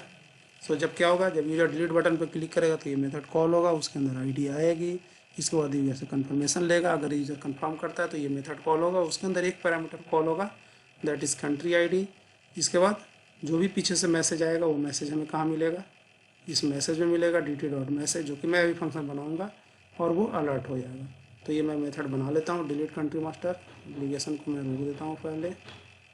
ओके, मेथड बनाने के लिए सिंपली हमें जाना है यहाँ पे, और मैं एक लेता हूँ पब्लिक जेसन रिजल्ट। ओके, और मैं फंक्शन का नाम देता हूँ ये, और हमारा जो पैरामीटर होगा वो है स्ट्रिंग कंट्री आईडी, जो कि मैं यहाँ पे लिया हूँ अपने जेएस के मेथड में, ये स्ट्रिंग कंट्री आईडी। ओके, अब मुझे क्या करना है, सिंपली मैं यहाँ से भी डिक्शनरी रिटर्न करूँगा। सो जैसे मैं ऊपर कर रहा था सेम वे होगा। सो इसमें कोई ख़ास अंतर है नहीं, ओनली हम क्या करेंगे, सिर्फ प्रोसीजर अलग अलग कॉल कर रहे हैं, बाकी का प्रोसेस एक ही है। सो मोटा मोटी तौर पे देखा जाए तो इंसर्ट के लिए हम इंसर्ट शो एडिट डिलीट तो मैक्सिमम कोड सेम ही है, बस थोड़ा थोड़ा डिफरेंस है। ओके, सो मैं यहाँ भी सेम वे में मैसेज डिक्लेयर कर लूँगा, सेम मैसेज इनिशियल वैल्यू मैं दे देता हूँ ब्लैंक। ओके, मैं यहाँ पे लगा देता हूँ ट्राई कैच, सो दैट अगर कोई एरर आए तो हमें दिख जाए इस मैसेज। इसी को मैं कॉपी पेस्ट कर दे रहा हूँ यहाँ भी, and return Jason dictionary. Okay, अब हमें क्या करना है, यहाँ पे एक प्रोसीजर कॉल करना है जो डेटा को डिलीट कर देगा डेटाबेस से। सो डिलीट करने के लिए मैं एक प्रोसीजर, सबसे पहले मैं एक डेटा टेबल लेता हूँ जिसके अंदर मैं स्टोर करूँगा मैसेज को जो हमें डेटाबेस से मिलेगा। ओके, और इसके बाद मैं लेता हूँ common dot execute procedure, and मैं जो प्रोसीजर बनाऊँगा वो मैं बनाऊँगा USP डिलीट कंट्री मास्टर, और इसमें हमें पैरामीटर पास करना है कंट्री आईडी, क्योंकि एक बार में एक ही कंट्री डिलीट होगा जिस पे क्लिक होगा।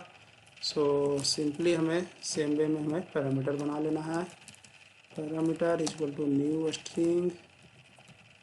ओके, और इसके अंदर कितने पैरामीटर हैं, एक ही पैरामीटर है, दैट इज़ कंट्री आईडी, और ये कंट्री आईडी आ गया। ओके, सो मैं यहाँ पे पैरामीटर पास कर दे रहा हूँ, और मैं चेक कर रहा हूँ इफ़ dt डॉट रोज, मतलब कुछ वैल्यू तो आया है प्रोसीजर से, अगर आया है तो ही हमें आगे बढ़ना है, अदरवाइज एरर दे देगा अगर हम ऐसे ही गेट करने लग जाएंगे टी से। तो हमें क्या करना है, डिक्शनरी मैसेज जो की है इसके अंदर मैं स्टोर कर देता हूँ dt डॉट रोज 0, अगर मिला है तो, और वो आ जाएगा message dot to string. Okay, तो हम अभी प्रोसीजर बना लेते हैं इस नाम से। प्रोसीजर बनाने के लिए मैं SQL में चलता हूँ, और मैं यहाँ पे बनाता हूँ क्रिएट प्रोसीजर dbo.this। इसके अंदर क्या था, हमारा एक पैरामीटर है, that is country ID, country ID. और मुझे क्या करना है, कुछ नहीं, बस इस कंट्री का डेटा को डिलीट कर देना है, किससे, कंट्री मास्टर से। ओके, इसका मैं डेटा टाइप ले लेता हूँ इंटीजर, और मैं यहाँ पे लिखूँगा delete from country master where country ID equal to @ country ID. Okay, और सेलेक्ट कर लेता हूँ message, select record has been deleted successfully as message.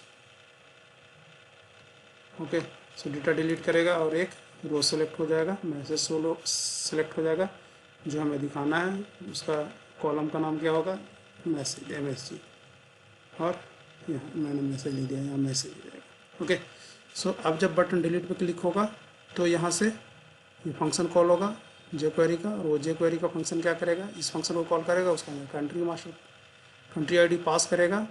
Country ID पास करने के बाद पैरामीटर क्रिएट होगा इस फंक्शन के अंदर, इस MVC के अंदर, और ये क्या करेगा, इस प्रोसीजर को हम कॉल करेंगे जो हमने कॉमन मेथड बना लिया है। तो यहाँ पे कॉमन मेथड बनाने का आपको बेनिफिट समझ में आ रहा होगा, क्योंकि हमने डिलीट के लिए हो या एडिट के लिए हो, शो के लिए हो, इंसर्ट के लिए, हमने सिर्फ इसी मेथड को कॉल कर लिया है, हमें बार बार वो लिखने की ज़रूरत नहीं पड़ी। नीट एंड क्लीन कोड है, कुछ ज़्यादा है नहीं। आप देखेंगे तो ऐसे बस इतने में हमारा इंसर्ट अपडेट डिलीट सारा कुछ हो चुका है। ओके, तो यहाँ पे डिलीट हो जाएगा। अब डिलीट करने के बाद हमें क्या करना है, ग्रिड को रिफ्रेश भी करना है।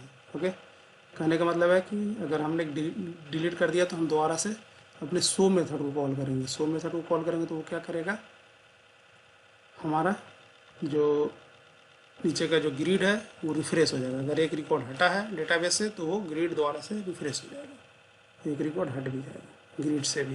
ओके, तो चलिए मैं इसे एग्जीक्यूट करता हूँ, रन कर लिया प्रोग्राम को।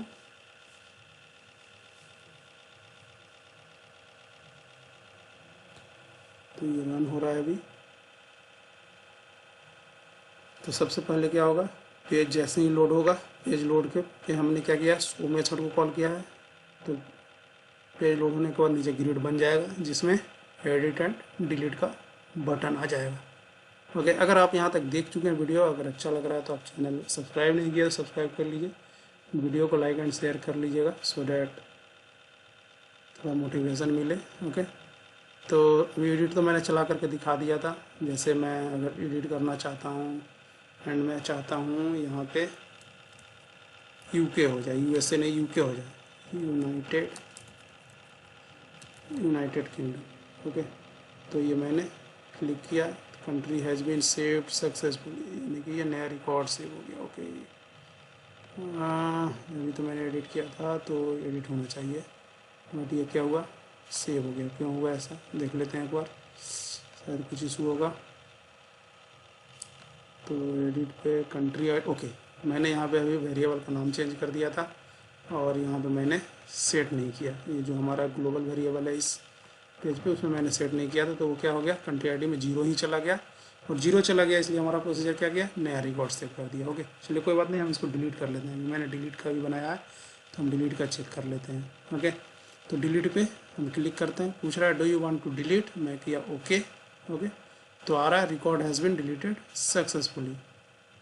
ओके, मैसेज में डिलीट आ रहा था तो मैं इसको डिलीटेड कर देता हूँ और मैं इसे यहाँ पे अल्टर कर लेता हूँ। ओके,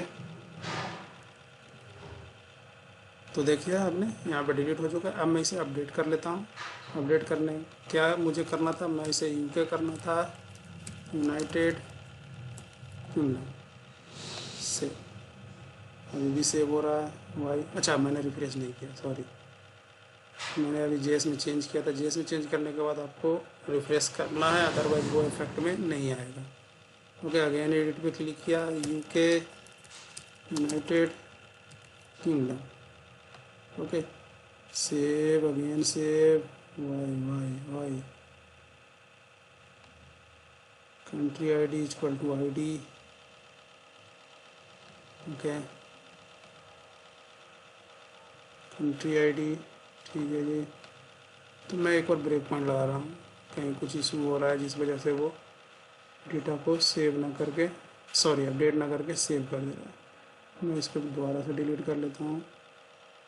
ओके, एडिट, मैं चलता हूँ यूके यूनाइटेड किंगडम, सेव पे क्लिक किया तो ये, अच्छा ये कंट्री आईडी 0 ही आ रहा है, शायद मैंने जो चेंज किया वो इफेक्ट में नहीं आया है। तो ऊपर मैं राइट क्लिक करके देख लेता हूँ कि जो मैंने कोड चेंज किया था वो यहाँ पे आया है नहीं। तो इसके लिए आपको जाना है, राइट क्लिक करना है, डेवलपर टूल में जाना है, सोर्स में जाना है, इसके बाद उस जेएस पे जाना है जिस जेएस पे हम काम कर रहे हैं। तो मैंने कहाँ किया था, एडिट में। ओके, सो अच्छा, ओके, यहाँ पे एडिट में आईडी है लेकिन यहाँ पे स्टील कंट्री आईडी आ रहा है, तो इस वजह से ये प्रॉब्लम। ओके, सो मैंने ये सेव बना कर तो चेंज तो मैंने कर तो दिया एडिट में, आप देखेंगे यहाँ पे तो मैं चेंज कर दिया, लेकिन मैंने सेव नहीं किया। देखिए यहाँ पे एस्ट्रिक लगा हुआ है, अभी दिख रहा है यहाँ पे जेएस के बाद एस्ट्रिक लगा हुआ है, यानी सेव नहीं हुआ है, इस वजह से वो काम नहीं कर रहा था। ओके, तो मैंने सेव कर लिया, सेव करके मैं रिफ्रेश कर लेता हूँ। ओके, तो मैं डिलीट कर लेता हूँ यूके को पहले। ओके, इसके बाद मैं दोबारा से एडिट पे क्लिक करता हूँ, यूएसए को मैं करता हूँ यूके एंड यूनाइटेड किंगडम, अब मैं सेव करता हूँ। ओके, आप देखेंगे तो कंट्री आईडी आ रही है 3। ओके, अब सेव नहीं होकर के क्या होगा, रिकॉर्ड अपडेट हो जाएगा। तो अब मैसेज आ रहा है record has been updated successfully, और जैसे मैं ओके करूँगा नीचे ग्रिड रिफ्रेश हो जाएगा, और रिफ्रेश होकर के क्या हो जाएगा, वो यूएसए है वो यूके बन जाएगा। लेकिन ये अभी तक तो आया नहीं, क्या हो रहा है, क्या हो रहा है,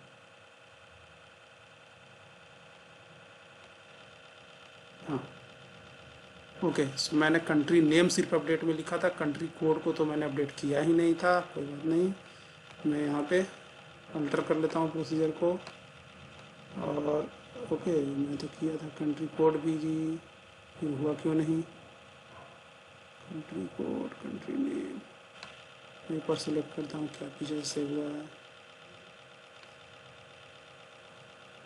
दोबारा से मैं ब्रेक पॉइंट लगा करके अपडेट करता हूँ, गड़बड़ हो रहा है।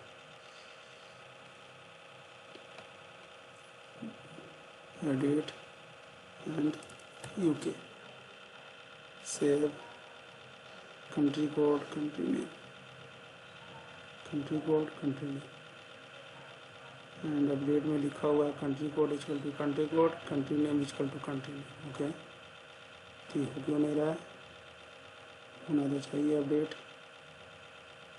कर दिया, ओके। मैं एक बार सेलेक्ट कर लेता हूँ पीछे क्या है, select asterisk country master USA, तो update okay.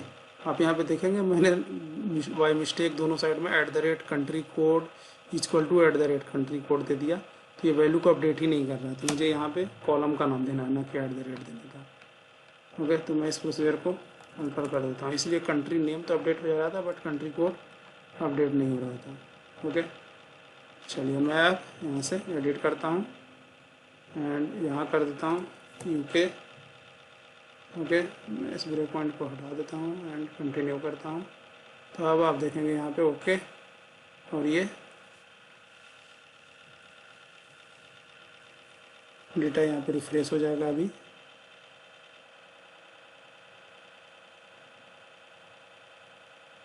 UK and United Kingdom. Okay, तो इस तरीके से आपने देखा, यहाँ पे मैंने बताया आपको इंसर्ट, एडिट एंड डिलीट बिल्कुल सिंपल तरीके से, और आई होप आपको क्लियर हो गया होगा इंसर्ट, अपडेट, डिलीट इजीली हम कैसे कर सकते हैं।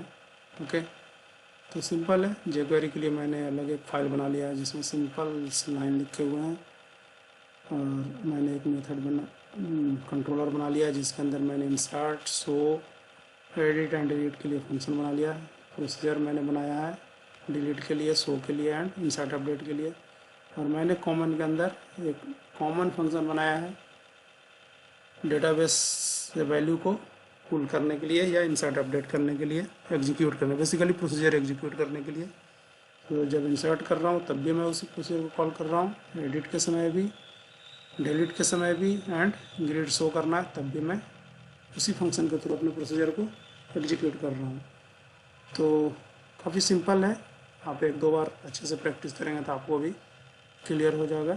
ओके, तो चलिए आज का वीडियो हम यहीं पे क्लोज करते हैं, और नेक्स्ट में हम कुछ वैलिडेशंस वगैरह लगा करके इसमें देखेंगे। ओके, तो अगर आपको वैलिडेशन और उससे रिलेटेड वीडियो चाहिए इसमें, इस प्रोजेक्ट के साथ, तो अब बताइएगा, मैं वो बना दूंगा वीडियो। ओके, चलिए, धन्यवाद।